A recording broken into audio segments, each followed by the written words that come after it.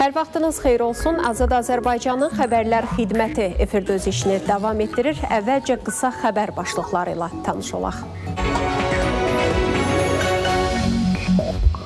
Zirədə dəniz suyunun rəngi təəccübləndirir. Bizə də maraqlıdır, görürsən niyə belədir? Məsələ nə ilə izah edilir? Çirkab sular zirzəmilərə dolub, üfunət nəfəs kəsir. 4-5 il olar, iydən qoxudan durmaq olmur, ağcaqanad doludur, padvarlar doludur suna. Problem nə ilə bağlıdır və nə vaxt həllini tapacaq? Avtobuslar elə vəziyyətə düşüb ki, sərnişinlər minmək istəmir. Avtobusun alt dəmirləri deşik-deşikdir. Və ondan artıq nə olacaq? Daha indi otururuq bir təhər oturmağını, ancaq ki, çox pis vəziyyətdə oturacaqları. Söhbət hansı marşrut xəttindən gedir? Avtobuslar nə vaxt yenilənəcək? Paytaxtda daha bir yolda hərəkət istiqaməti dəyişdirilir. Sürücülər Əbdüləzəl Dəmirçizadə küçəsindən bir müddətlik istifadə edə bilməyəcəklər. Məhdudiyyət nə vaxta qədər davam edəcək?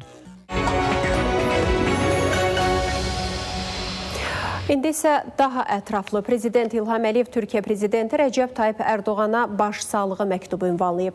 2016-cı il 15 iyul tarixində Türkiyədə dövlət çevrilişi cəhdinin qarşısının alınması zamanı vətənlərini qorumaq üçün həyatlarını qurban vermiş bütün şəhidlərin əziz xatirəsini ehtiramla yad edir. Onların ailələrinə və qardaş Türkiyə xalqına dərin hüzünlə başsağlığı verirəm. O, tarixi gündə baş verənlər sübut etdi ki, xalq ilə dövlətin birliyi qarşısında heç bir məkirli niyyət, heç bir dağıdıcı qüvvə dayana bilməz. Məhz buna görə də hər il 15 iyulda qeyd edilən Demokratiya və Milli Birlik Günü xalqımızın milli həmrəyliyinin, mübarizlik ruhunun, dövlətçilik ənənələrinin və azadlıq iradəsinin simvoludur. Azərbaycan xalqı və dövləti əziz mirasımız olan bir millət, iki dövlət prinsipini rəhbər tutaraq həmişə olduğu kimi o, həlledici anlarda da qardaş Türkiyə ilə həmrəyliyi nümayiş etdirdi və onun yanında oldu. Bütün bunlar xalqlarımızın qardaşlığının və birliyinin nə qədər güclü və sarsılmaz olduğunu bir daha təsdiqlədi deyə Prezidentin məktubunda qeyd olunur.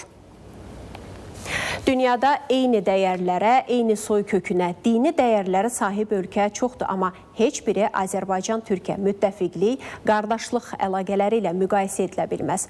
Prezident İlham Əliyev 4-cü Şuşa Qlobal Media Forumunun açılış mərasimində forum iştirakçılarının suallarını cavablandırarkən növbəti dəfə Azərbaycan-Türkiyə qardaşlığına diqqət çəkdi. İki qardaş ölkələrin səmimi münasibətlərini dünyaya nümunə olaraq göstərdi.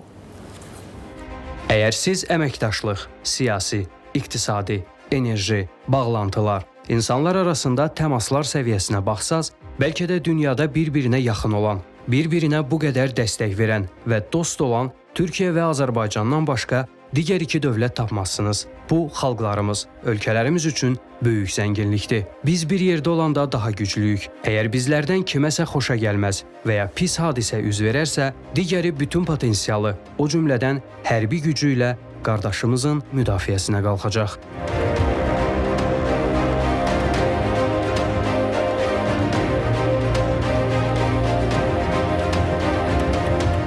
Xoş gündə, ağır gündə, hər zaman yan-yana, çiyin-çiyinə, Azərbaycan-Türkiyə münasibətlərini digər dövlətlərdən fərqləndirən əsas xüsusiyyətlərdən biri də elə budur. Gərgin geosiyasi proseslərin, müharibələrin tuğyan etdiyi bir vaxtda Azərbaycanla Türkiyə qarşıda duran bütün ağır sınaqlardan üzü ağ, başı uca çıxmağı bacarır. Dostun xoş günündə sevincə, ağır gündə isə kədərə şərik olduğunu, zərurət yarandığı təqdirdə hər iki ölkə öz real əməlləri ilə bütün dünyaya nümayiş etdirir. Gerçək qardaşlığı şərtləndirən əsas amillərdən biri də təbii ki, elə budur. Cumhurbaşkanı Sayın İlham Aliyev'in gazetecilerin sorularını cevaplandırması çok dikkat çekiciydi.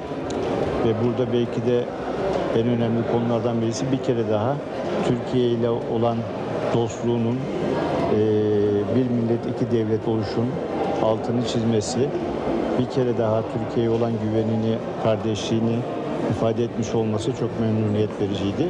Bir kere daha dünyaya evet barış gerekli, fakat barış hiçbir zaman onurumuzu zedeleyecek konular olmaması gerekir. Topraklarımızın işgal edilmemesi gerekir. Tabii ki bunlar olduğunda barış bütün dünya için gerekli dedi, altını çizdi. Çok güzeldi. Ayrıca Türkiye ile ilgili sarf ettiği cümlelerden dolayı da Türk halkı olarak her zaman biz zaten şükranlarımızı sunuyoruz. Bir kere daha sunmuş olduk. İstər 44 günlük vətən müharibəsi, istərsə də post-münaqişə dövründə baş verən proseslər zamanı Türkiyə və Azərbaycan həmrəyliyi onu göstərdi ki, iki qardaş ölkə regionun taleyini dəyişdirə biləcək gücə sahibdir. Ülkər Əliyeva, Pərviz Əliyev, ATV Xəbər. Prezident İlham Əliyevin Şuşada sülhün təşviqində medianın missiyası, həqiqətin bərpası və etimadın yenidən qurulması mövzusunda keçirilən 4-cü Şuşa Qlobal Media Forumunda səsləndirdiyi mesajlar dünya mediasının diqqət mərkəzində qalmaqda davam edir. Bir çox nüfuzlu media qurumları prezidentin fikirlərindən statlar gətirərək Azərbaycanın dünyadakı proseslərə yanaşmasına diqqət çəkib.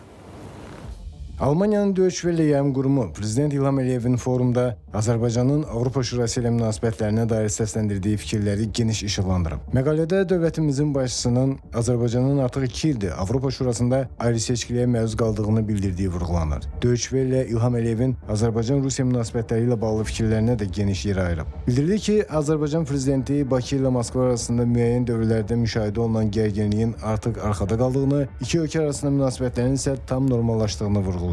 Gürcüstanın Fortuna radiosunun təsisçisi Tamara Gigogidze isə müəllifi olduğu məqalədə 4-cü Şuşa forumunun yüksək səviyyədə təşkili, Azərbaycanda şahid olduğu geniş abadlıq və quruculuq işləri, eləcə də Prezident İlham Əliyevə ünvanladığı sual barədə oxuculara və dinləyicilərə ətraflı məlumat verib. Azərbaycanda 5 il əvvəl olduğunu vurğulayan müəllif, ötən illər ərzində ölkəmizdə və xüsusən də işğaldan azad olunmuş ərazilərdə böyük dəyişikliklərin baş verdiyini qeyd edib. Reuters Connect, Business AM, CE Energy News, News Today, RT Arabik və digər tanınmış xəbər portalları da prezidentin forumda regional və qlobal məsələlərlə bağlı səsləndirdiyi fikirləri diqqət mərkəzində saxlayıb. Rusiyanın Gazeta Press, Belarusun Nasha Niva, Newsbuy, Yunanistanın Banking News, Olimpiya media qurumları da Azərbaycan prezidentinin çıxışını və suallara cavablarını diqqət mərkəzində saxlayıb. Ukraynanın Korrespondent, Delovaya Stolitsa, Ukrinform, Obozrevатель və digər tanınmış xəbər saytları və portalları da dövlətimizin başçısının Avropa Şurası ilə bağlı bəyanatları ilə yanaşı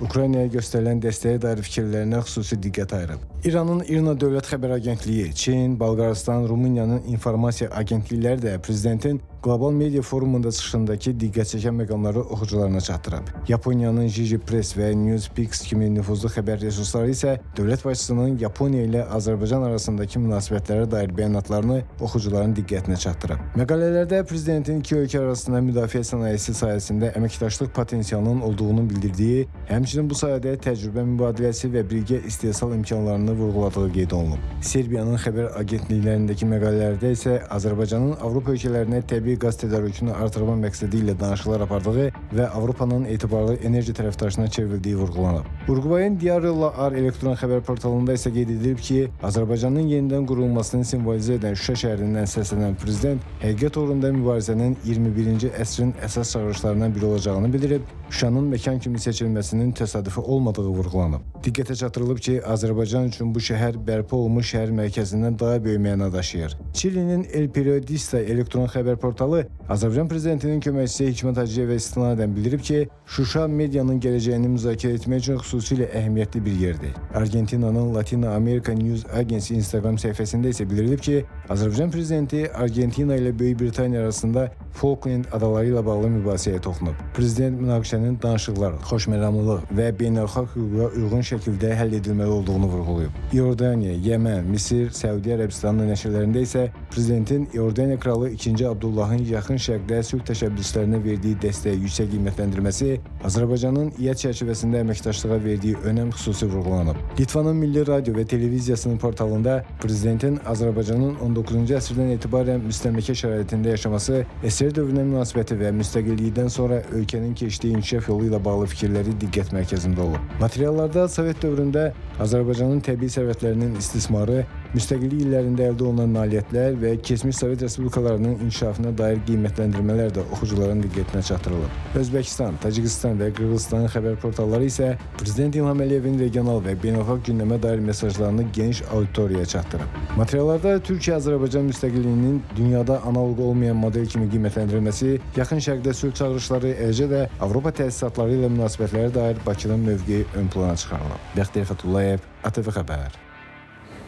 Ukraynanın Odessa sahilləri yaxınlığında Türkiyənin Okean Maritime şirkətinə məxsus Atlas B adlı mülki ticarət gəmisi dron hücumuna məruz qalıb. Gəmidə ekipaj üzvlərindən 11 Azərbaycan vətəndaşıdır. Xarici İşlər Nazirliyi məlumat verir ki, Azərbaycan vətəndaşı olan gəmi kapitanı istisna olmaqla ekipajın digər üzvləri Odessa şəhərində sahilə çıxarılıb, onların vəziyyəti qənaət bəxş qiymətləndirilir. Gəmi kapitanının axtarışı istiqamətində tədbirlər görülür. Azərbaycanın Ukraynadakı səfirliyi aidiyyatı qurumlarla daimi əlaqə saxlayır. Azərbaycan vətəndaşlarına zəruri konsulluq dəstəyinin göstərilməsi istiqamətində müvafiq tədbirlər görür. Dəfələrlə edilən xəbərdarlıqlara baxmayaraq müxtəlif silahlı münaqişə bölgələrində və yüksək riskli ərazilərdə Azərbaycan vətəndaşlarının fəaliyyət göstərməsi, onların həlak olması və ya müxtəlif dərəcəli xəsarətlər alması halları təəssüf ki, qeydə alınmaqda davam edir. Xarici İşlər Nazirliyinin bəyanatında bildirilir ki, xüsusilə Qara Dəniz hövzəsində davam edən hərbi əməliyyatlar, mülki gəmiçiliyə qarşı mövcud təhlükələr, pilotsuz uçuş aparatları, raket və digər silahlardan istifadə edilməsi nəticəsində regionda təhlükəsizlik vəziyyəti son dərəcə həssas olaraq qalır.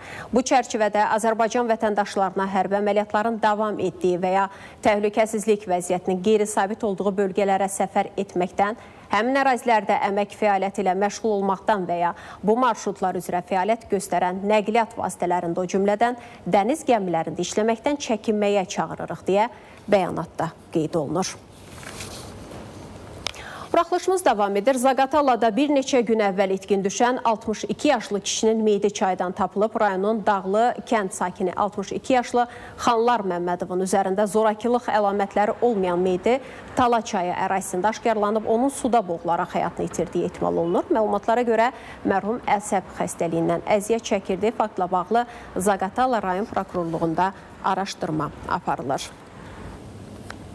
Salyan şəhərində yol nəqliyyat hadisəsi baş verib. Hadisə Köhnə Ələt-Astara avtomagistralının Salyan şəhərindən keçən hissəsində qeydə alınıb. Minik avtomobili Kamazla toqquşub. Zərbənin təsirindən avtomobil yol kənarında yerləşən yanacaq doldurma məntəqəsinə çırpılıb. Maşında olan sürücü, həyat yoldaşı və övladları xəsarət alıb. Onlar Salyan Mərkəzi rayon xəstəxanasına çatdırılıb. Vəziyyətləri qənaət bəxşdir. Qəzanın baş vermə səbəbləri araşdırılır. Paytaxtın Binəqədi rayonu Bakı Beynəlxalq Avtovağzal kompleksinin yaxınlığında yanacaq daşıyan avtomobildə yanğın baş verib. Yanğın söndürənlərin müdaxiləsi sayəsində qoşqusunda 31 ton dizel yanacağı olan avtomobilin kabinə hissəsində baş verən yanğın söndürülüb. Hadisə nəticəsində avtomobilin kabinə hissəsi yanıb, xəsarət alan olmayıb. Avtomobilin qoşqusunda olan yanacaqla dolu çən yanğından mühafizə olunub. Hadisənin hansı səbəbdən baş verdiyi araşdırılır.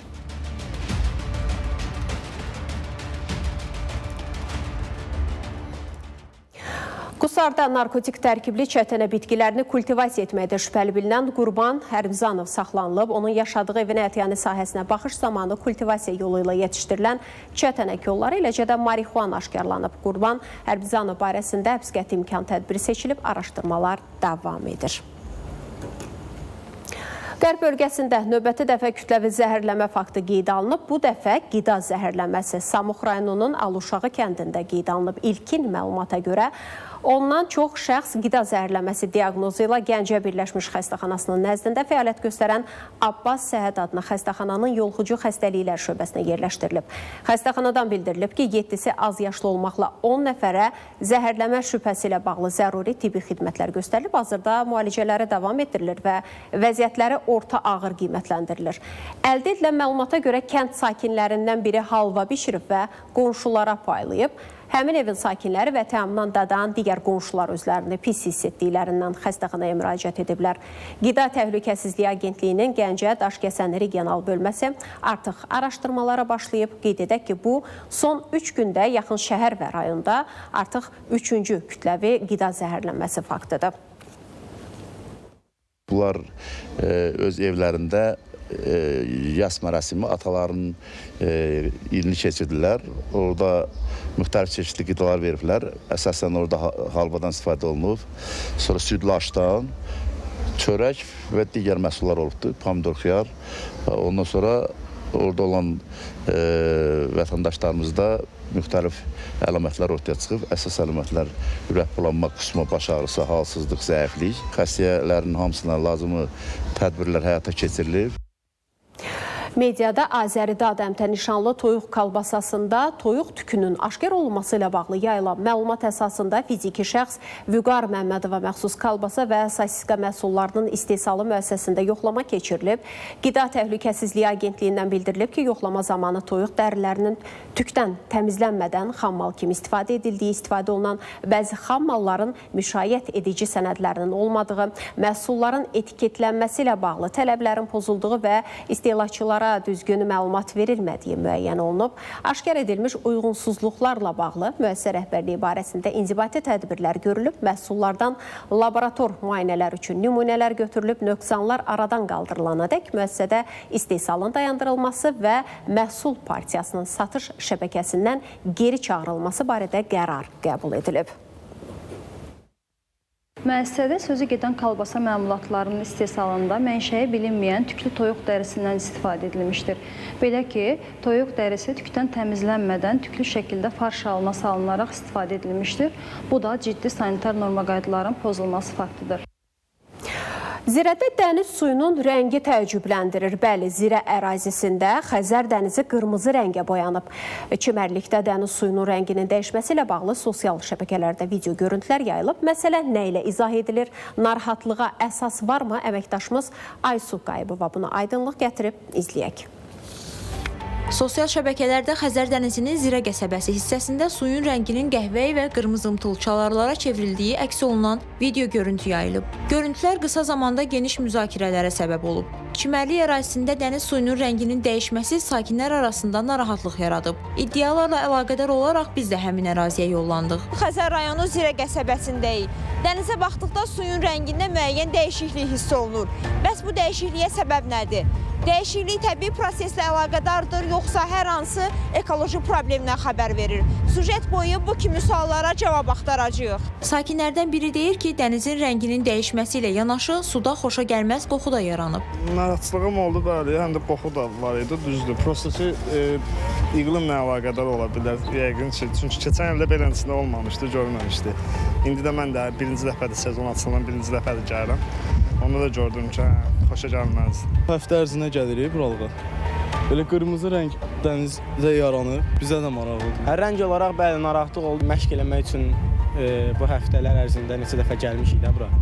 Bəli, ötən günlər ərzində bir-iki dəfə gördük qəhvəyi rəng suda. Ekoloq Rövşən Abbasovun sözlərinə görə, qırmızı zolaq kimi tanınan bu hadisənin səbəbi suda kiçik yosunların intensiv şəkildə çoxalması ola bilər. Azot və fosfor kimi biogen maddələrin dənizə intensiv axıdılması və temperaturun yüksəlməsi nəticəsində bu yosunların intensiv artımı nəticəsində baş verir. Çox güman ki, ətraf ərazilərdə hansısa bir yerdən əraziyə çirkab suları və yaxud digər istifadə olunmuş məişət suları daxil olur ki, bunun da nəticəsində belə bir hadisə baş verə bilib.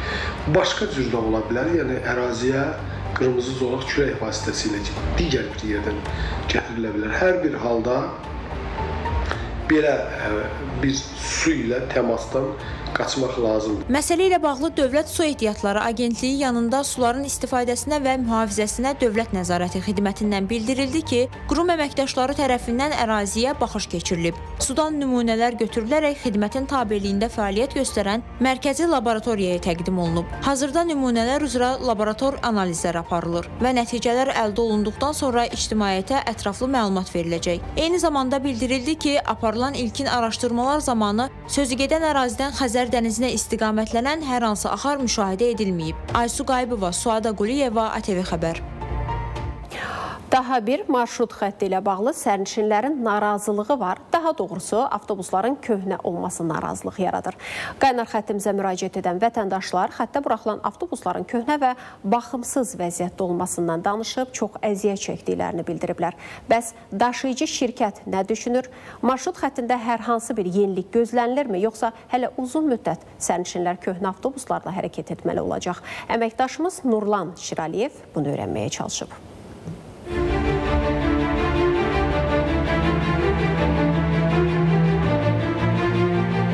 Köhnə avtobuslar narahat oturacaqlar və bitməyən sərnişin narazılığı bu dəfə şikayətlər Masazırdan Sədrəyə Ticarət Mərkəzi istiqamətinə hərəkət edən 506 nömrəli marşrut xəttindəndir.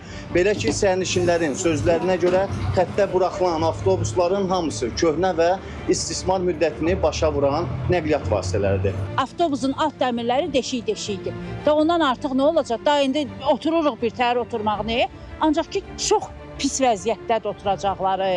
Köhnə avtobuslarda, harada köhnə avtobus var, veriblər 506. Kondisioneri olmayan avtobusdur, özü yer toz, təmizliyi yoxdur. Bunu vaxtında remont eləmək lazım, təmir işləri görmək lazım. Avtobusun prosteyan məsafəsi vaxtı çoxdur. Yarım saatdan bir gəlir, gec gəlir. Gördüyünüz kimi oturacağın biri buradadır. Yeri əri deyil, oturmaq üçün uyğun da deyil.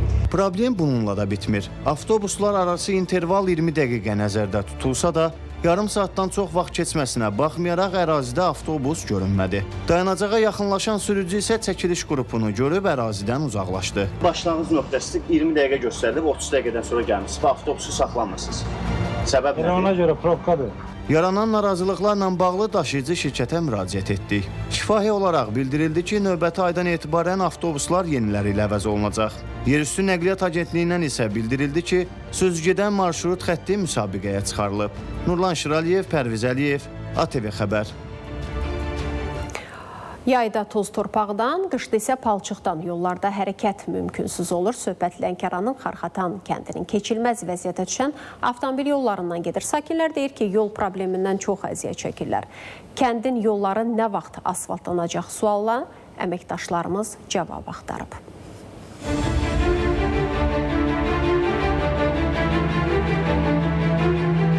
Yollar bərbad gündədir, cəmaət toz, torpaq, məktəbə gedirlər.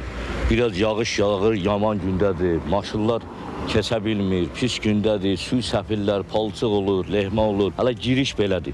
Kəndin içi nə gündədir? Söhbət Lənkəranın 2250-dən çox əhalisi olan Xarxatan kəndinin yollarından gedir. Yolda yaranan çala-çuxurlar, toz torpağın əlindən nə piyadalar hərəkət edə bilir, nə də nəqliyyat vasitələri. Sakinlər deyir ki, yol əvvəllər asfalt olub. Lakin kənddə aparılan tikinti işləri zamanı yoldan keçən ağır tonnajlı maşınlar səbəbindən yollar dağılıb, çalalar yaranıb. Qış aylarında isə yollar daha da keçilməz olur. Vəziyyət 15 ildən çoxdur ki, belədir. Cəmaət öz hesabına arada qırıdıl gətirirlər, sürtürür bu yollara, maşınlarımız dağılmasın deyə.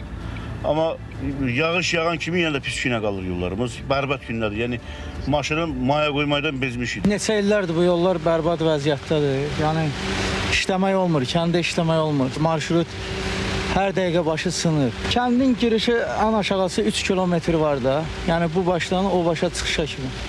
3 kilometr var. Həmişə belə bərbad vəziyyətdə, çala çoxqır. Qışda adətən vahşi heç daha ki, məktəblər məktəbə gedə bilmir. Sakinlər deyir ki, uzunluğu təxminən 3500 metrədək olan yolun asfaltlanması üçün vaxtaşırı aidiyyatı üzrə müraciətlər də ediblər. Nə qədər müraciət eləmişik, nə qədər xahiş eləmişik, nə qədər icra hakimiyyətinə hamısı bilir, bir köməklik göstərən yoxdur. Lənkəranın Xarxatan kəndinin yol problemi ilə bağlı Avtomobil Yolları Dövlət Agentliyinə müraciət etdik. Bildirildi ki, qurum məsələnin həlli istiqamətində müvafiq işlər görür.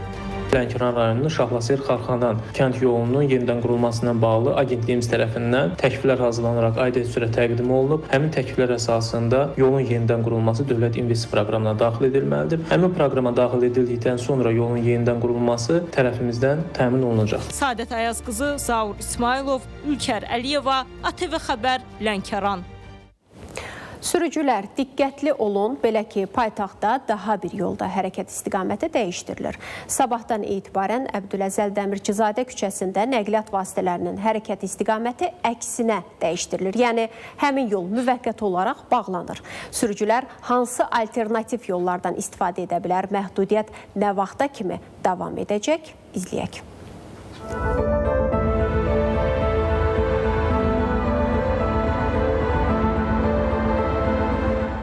küçədə nəqliyyatın hərəkət istiqaməti dəyişdirilir. Sabahdan etibarən sürücülər Əbdüləzəl Dəmirçizadə küçəsindən bir müddətlik istifadə edə bilməyəcəklər. Buna səbəb kimi bu yolda aparılan təmir bərpa işləridir.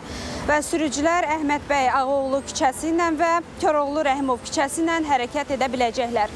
Bizim olduğumuz ərazidə hazırda yol hərəkəti nişanlarının üzəri bağlanılır.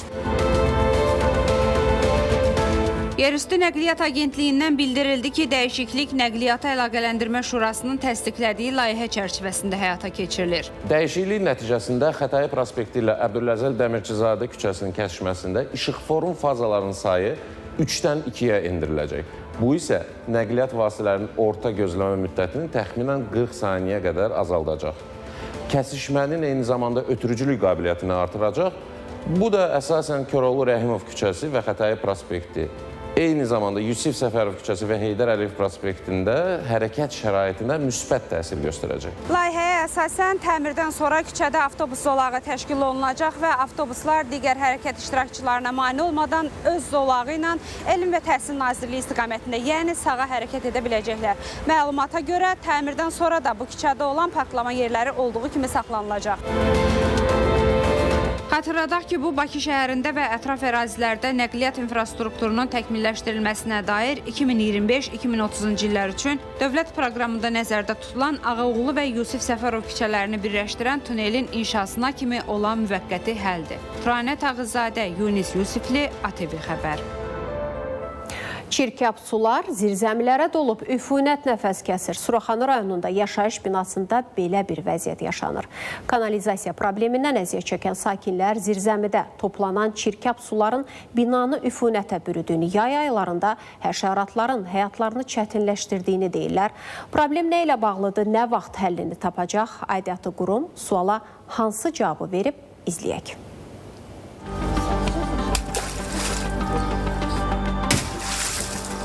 Zirzəmidən su əksik olmur, evlərdən isə üfunət iyi. Baş çatdadan qoxu 5 mərtəbəli binanın bütün mərtəbələrində hiss olunur. Söhbət Suraxanı rayonu Zülal Əliyev küçəsində yerləşən bina ondan gedir. Sakinlər deyir ki, binada qışda ürək bulandıran iy, yayda isə həm qoxu, həm də həşərat və ağcaqanadlar yaşamağı çətinləşdirir. Kanalizasiyalar doldu suyla 4-5 il olar. İydən qoxudan durmaq olmur. Ağcaqanad, milçək əlindən, ağcaqanad əlindən doludur, padvarlar doludur suyla. Birinci mərtəbənin sakinləri heç cür yaşaya bilmir. Qonaq gələndə evimizə, yaxın adamlarımız gələndə elə iydən qoxudan durmaq. O tərəfdə bunda çoxları 50-60 santim su var. İyi qoxuda dağıdır buralar. Evdə də durmaq mümkün deyil. Mən 3-də yaşayıram, evdə dayana bilmirəm qoxuda. Hətta vəziyyət o yerə çatıb ki, binanın birinci mərtəbəsində yaşayan sakinlərin bəziləri evlərini tərk edərək kirayə yaşamağa məcbur qalıblar. Sakinlərin sözlərinə görə binanın zirzəmisinə çirkab sularının dolmasına əsas səbəb kanalizasiya borularının istismara yararsız olmasıdır. Boruların yenilənməsi ilə bağlı isə aidiyyatı quruma dəfələrlə edilən müraciət cavabsız qalıb. Borular köhnədir, 50 ilin, 60 ilin binalarıdır. Bunları dəyişmək lazımdır. Gedirik, şikayət edirik, gəlirik. Elə yalandan açırlar, düzəldir, düzəlmir. Elə həman şeydir. Ora 2 metr, 5 metr turba getmir. Mühəndis kimi sizə də məsləhət vermişik. Necə siz onu düzəldə bilmirsiniz? Orada elə bir vəsait getmir. Bu bir aydır belədir. Yəni bir gün deyil, 2 gün deyil. İri şəhərlərin su təchizatından bildirildi ki, məsələ ilə bağlı Suraxanı Su Kanal İdarəsinə məlumat verilib. Əraziyə briqada cəlb ediləcək. Tullantı su xətləri yoxlanılacaq, axıntı varsa aradan qaldırılacaq. Əkbər Əlizadə, Rahib Səfərov, Sərdar Əliskəndərli, ATV Xəbər. Son vaxtlar Qəbələ rayonunda müşahidə olunan qeyri-sabit hava şəraiti kənd təsərrüfatına mənfi təsir göstərib. Aramsız yağan yağışlar, güclü külək və dolu ən çox fındıq bağlarına ziyan vurub. Minlərlə ailənin əsas gəlir mənbələrindən biri məhz fındıqçılıqdır. Belə olan halda fəsadların nə qədər ağır nəticə yaratdığını təsəvvür etmək çətin deyil. Mövsüm ərzində müşahidə olunan əlverişsiz hava şəraiti həm məhsul istehsalçılarına zərbə vurub, həm də rayonun kənd təsərrüfatı sektoruna son dərəcə mənfi təsir göstərib. Bir neçə gün əvvəl yağan dolu və güclü külək nəticəsində bəzi fındıq ağacları kökündən qopub, budaqları sınıb, məhsul isə yerə tökülərək yararsız hala düşüb. Bundan başqa bar verən ağacların meyvələrində xəstəlik əlamətləri müşahidə olunur. Fındığın üstü ağarıb, təmiz elə bir ki, un tökülüb, belə deyək, kül tökülüb. Bu hamısı xəstəlikdir. Yanıbdır, belə deyək. Bu qədər yağışın içində bu susuzluqdan yanmaz sözsüz ki, bu xəstəlik deməkdir. Bu isə məhsulun keyfiyyətinə və məhsuldarlığa mənfi təsir göstərir. Bağ sahibləri deyir ki, hazırda ağaclarda qalan məhsulun da tələf olmasından narahatdılar. Bir ağaçdan götürdük 25-30 kilo. 30 kilo. Gözlənilir də, bu ildə elə gözlənilirdi. Yəni qazacaqlı da, yəni təmiz 15-10 kilo cıvırıq fındıq götürdük.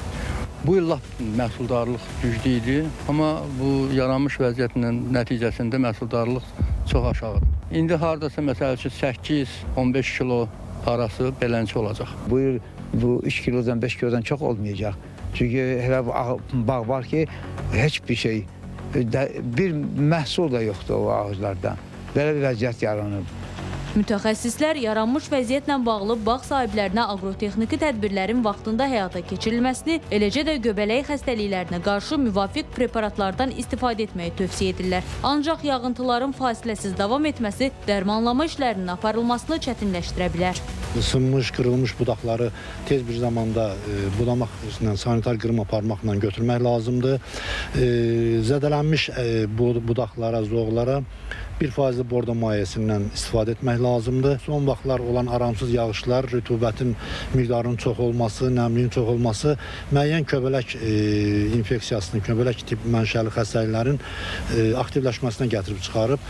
Xüsusilə fındıq bağlarında bu gün biz uzun müddət görünməyən unlu şeyx xəstəliyini müşahidə edirik. Qeyd edək ki, Qəbələ rayonu ölkənin əsas fındıqçılıq bölgələrindən biri hesab olunur. Rayon üzrə ümumilikdə 8650 hektar meyvə bağı mövcuddur. Bunun 7100 hektarını fındıq bağları təşkil edir. Ötən il Qəbələdə hər hektardan orta hesabla 12 sentner fındıq məhsulu əldə olunub. Bu il vegetasiya dövrünün əvvəlində məhsuldarlıqla bağlı proqnozlar ümidverici olsa da, son günlər yağan intensiv yağışlar, dolu və güclü külək məhsulun bir hissəsinə ziyan vurub. Ağcəl Əskərli, Samir Cəbiyev, ATV Xəbər, Qəbələ. Elə Fövqəladə Hallar Nazirliyi bəzi bölgələrdə gözlənilən qeyri-sabit hava şəraiti ilə bağlı əhaliyə müraciət edib. Yaxın günlər ərzində ayrı-ayrı yerlərdə intensiv yağış yağacağı, bəzi dağ çaylarından qısa müddətli sel keçəcəyi, şimşək çaxacağı və arabir güclənən külək əsəcəyi proqnozlaşdırılır. Qeyd olunanlar nəzərə alınaraq sel və daşqın təhlükəli ərazilərdən uzaq durmaq tövsiyə olunur. Eyni zamanda ildırımla bağlı təhlükələrdən qorunmaq üçün elektrik cihazlarını şəbəkədən ayırmaq, telefonla danışmamaq, açıq havada olarkən elektrik xətti və antenaya yaxınlaşmamaq, hündür ağacların altında dayanmamaq, avtomobildə olduqda isə hərəkəti dayandıraraq şüşələri qaldırıb ildırımın bitməsini gözləmək lazımdır. Bundan əlavə güclü külək zamanı yüngül konstruksiyalı və müvəqqəti tikililərdən, bina və reklam lövhələrindən uzaq durmaq, elektrik dirəyi və naqillərinin hündür ağacların altında dayanmamaq tövsiyə olunur. Həmçinin güclü küləkli havada dənizə girmək təhlükəlidir.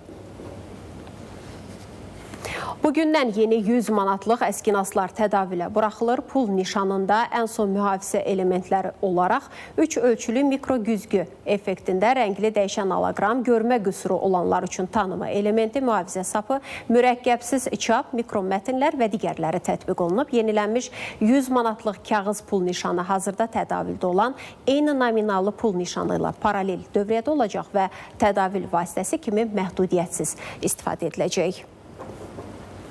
Paytaxtın Sabunçu rayonu Zabrat Kürdəxanı şosesi ilə Eldar Xəlilov küçəsinin kəsişməsində yol hərəkəti iştirakçılarının, xüsusilə də görmə məhdudiyyətli şəxslərin təhlükəsizliyinin artırılması məqsədi ilə yeni işıqforlar quraşdırılıb. Sürücülərin işıqfor siqnallarını daha rahat görməsini təmin etmək məqsədi ilə bir ədəd A tipli işıqfor dirəyi L tipli dirəklə əvəzlənib. Bundan əlavə kəsişmədə 2 ədəd yeni piyada işıqforu və 4 piyada bölməsi quraşdırılıb. Eyni zamanda sözgedən piyada keçidindən görmə məhdudiyyətli şəxslərin daha rahat istifadə etdiyini nəzərə alaraq sifdə işıqforlara 4 ədəd səsli xəbərdarlıq qurğusu quraşdırılıb.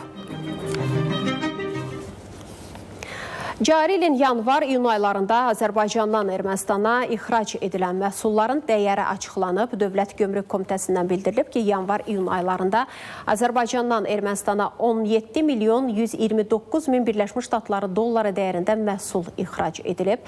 Məlumata görə bu göstərici Azərbaycanın ümumi ixracının 0,10%-ni təşkil edib. Bu ilin yanvar-iyun aylarında Azərbaycanın xarici ticarət dövriyyəsi 24 milyard 661 milyon 350 min Birləşmiş Ştatlar dolları təşkil edib. Birləşmiş Ştatlar Silahlı Qüvvələrinin mərkəzi komandanlığı İrana hücumlarını davam etdirir. 90 dəqiqə sürən sonuncu əməliyyat çərçivəsində Hörmüz boğazı və İranın sahilyanı ərazilərində yerləşən onlarla obyektə zərbələr endirilib. Ölən və yaralananlar var. Prezident Donald Trump bu zərbələrin daha da sərtləşdiriləcəyini, növbəti hədəflərin İranın enerji infrastrukturu və körpülərinin ola biləcəyi barədə xəbərdarlıq edib. ABŞ prezidenti Donald Trump İranın danışıqlar masasına qayıtmayacağı təqdirdə ölkənin infrastrukturunu hədəf alacaqları ilə bağlı sərt açıqlama verib. O, Fox News telekanalının müsahibəsində bildirib ki, gələn həftə İranı daha ağır günlər gözləyir.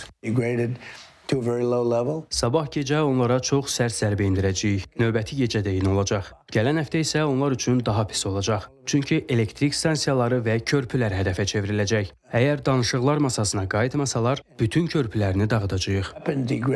Trump qeyd edib ki, İranla danışıqlar davam etsə də, Tehran Hörmüz boğazında gəmiçiliyin hərəkətini məhdudlaşdırdığı müddətdə prosesdə irəliləyiş əldə etmək çətin olacaq. Prezident həmçinin qeyd edib ki, İrana qarşı həyata keçirilən hərbi əməliyyatlar lazım olan müddətə qədər davam edəcək. Quru əməliyyatı ehtimalına da toxunan Trump belə bir ssenarini istisna etməyib. Bəzən quru əməliyyatına ehtiyac yaranır, amma bizim üçün bunu həyata keçirəcək başqa qüvvələr də var. Bununla belə, mən belə bir addım atmaq istəmirəm, deyə Trump vurğulayıb. Qeyd edək ki, ABŞ Silahlı Qüvvələrinin sonuncu əməliyyatları 90 dəqiqə davam edib. CENTCOM-un məlumatında qeyd olunur ki, hücum zamanı Böyük Tomb adasındakı sahil müdafiə sistemlərinə, eləcə də qanadlı raketlərin saxlanma yerlərinə və buraxılış qurğularına yüksək dəqiqlikli mərmilərlə zərbələr endirilib. Bəli.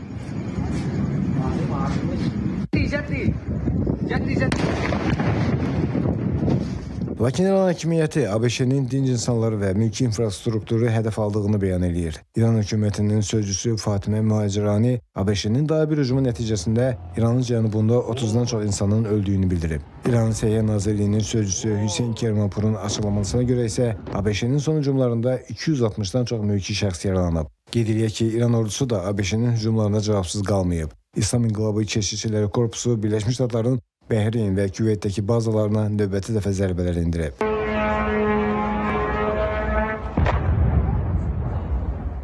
Qeyd edək ki, Sepah ABŞ-nin regiondakı hərbi bazalarına qarşı hücumların qəti qələbəyə qədər davam etdiriləcəyini bəyan edib. Açıqlamada vurğulanıb ki, İran qüvvələri əməliyyatları dayandırmaq niyyətində deyil və hücumlar davam etdiriləcək. Bəxtiyar Fətullayev, ATV Xəbər.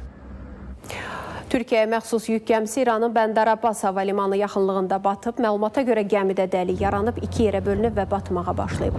Hadisənin səbəbi hələ də məlum deyil. İddialara görə yük gəmisi başqa bir gəmi ilə toqquşub və ya minaya toxunub.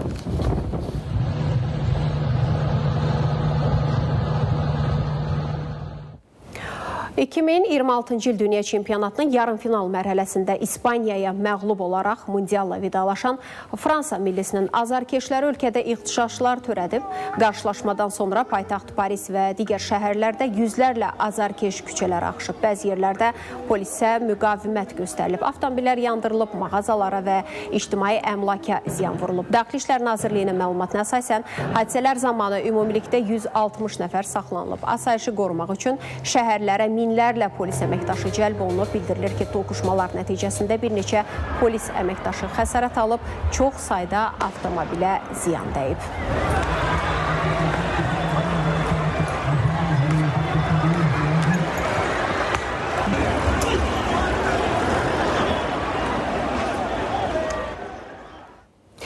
Və sonda Azərbaycanda rəqəmsal transformasiyanın sürətləndirilməsi, süni intellekt əllərinin genişləndirilməsi və dövlət xidmətlərinin daha əlçatan və səmərəli təşkili prioritet istiqamətlərdən biridir. Bu məqsədlə rəqəmsal arxitektura, proqram idarə etməsi və nəticə əsaslı yanaşma mövzusunda dərmi masa keçirilib. Bildirilib ki, hazırda Azərbaycanda 30-dək dövlət proqramının monitoringi və qiymətləndirilməsi həyata keçirilir. Dövlət proqramları artıq vahid standartlar əsasında hazırlanır.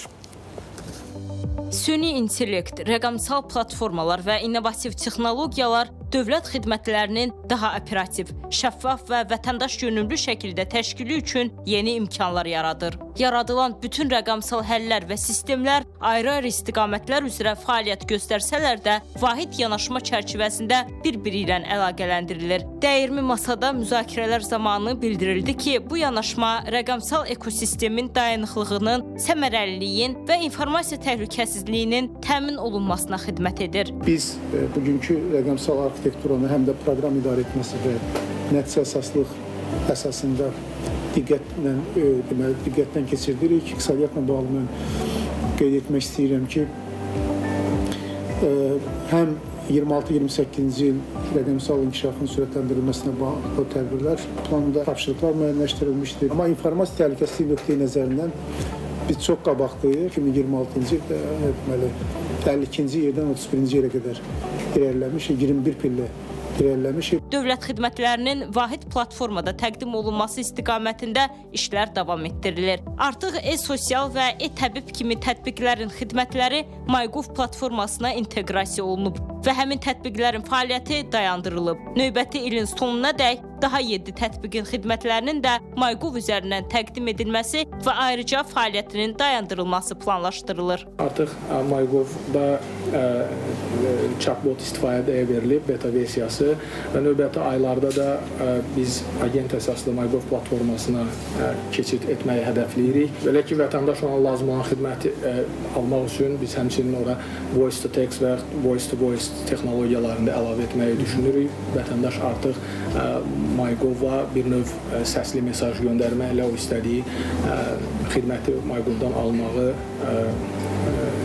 müvəffəq olacaq. Nazir müavini əlavə etdi ki, rəqəmsal inkişafın sürətləndirilməsinə dair 2026-2028-ci illər üçün fəaliyyət planı üçün 4 pilləli idarə etmə modeli yaradılıb. Fəaliyyət planı 58 təşəbbüsü əhatə edir və bu təşəbbüslər 4 strateji istiqamət, rəqəmsallaşma, süni intellekt, innovasiya ekosistemi və kiber təhlükəsizlik üzrə qruplaşdırılıb. Ümumilikdə dəyirmi masada səsləndirilən fikirlər və təkliflərin ölkədə rəqəmsal transformasiyanın sürətləndirilməsi, dövlət xidmətlərinin daha səmərəli təşkili və vətəndaş məmnunluğunun artırılması istiqamətində görüləcək işlərə töhfə verəcəyi bildirildi.